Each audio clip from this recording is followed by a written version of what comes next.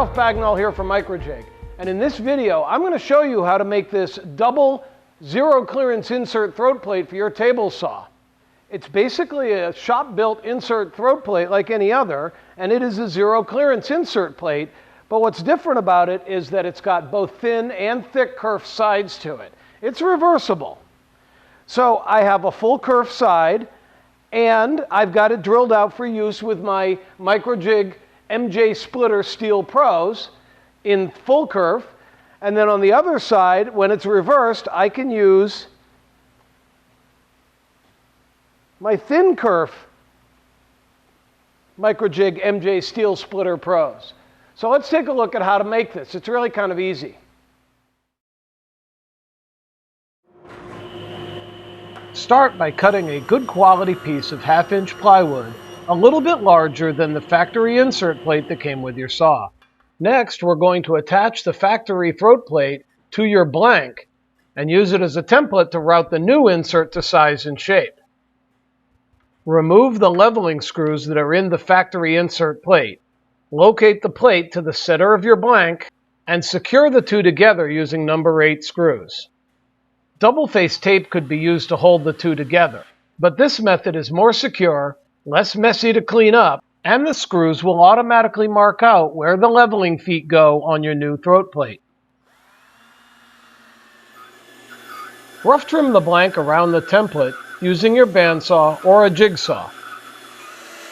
A flush trim bit set up in the router table is used to trim your blank to the size and shape of your factory insert.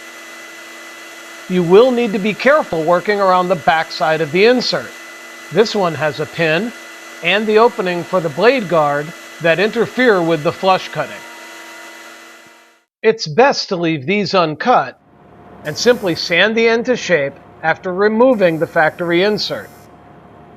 With the saw unplugged and the blade removed, test your blank to make sure it fits. Note that the 4 screw holes in your blank correspond to where the leveling feet need to go.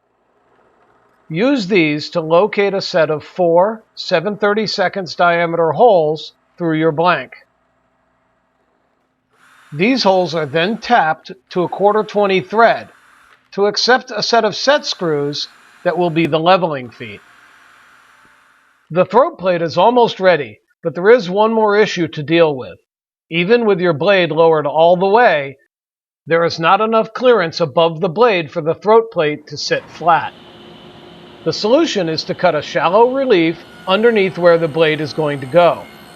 Set the rip fence to the edge of the factory insert and make a pass about 1/8 of an inch deep on each edge of your blank. Your insert plate requires 6 1/4-20 set screws, 1/2 inch long. 4 will be used for the leveling feet, and the other 2 into holes that you've drilled and tapped into one edge of your plate. These 2 are used for adjusting the width of the throat plate to ensure a snug fit within the opening. Once these are adjusted, the leveling feet can be used to set the plate level and flat with your tabletop.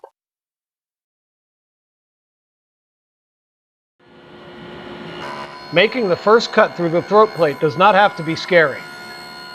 Set your rip fence over the far side of the plate to hold it down, and clamp a block of scrap wood across the near side to hold it in place as you raise the blade.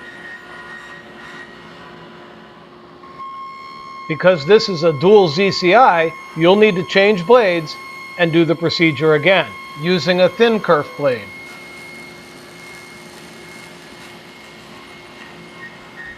And now we're ready to install our MJ SteelPro splitters. Install your SteelPro splitters following the instructions in the packaging. Kerf your setup part, attach the drill guide to it, and drill the holes as instructed, being careful to keep the drill vertical and to not ream the holes in the plastic drill guide. Not all saws are capable of taking a shop-built throat plate, but if your saw's throat plate is at least 3/8 of an inch thick and symmetrical from front to back, then this convenient, space-saving design will accommodate both thin and full kerf MJ Splitter SteelPros. Find out more about these and all our great products by visiting our website at www.microjig.com. MICROJIG. Work safer. Work smarter.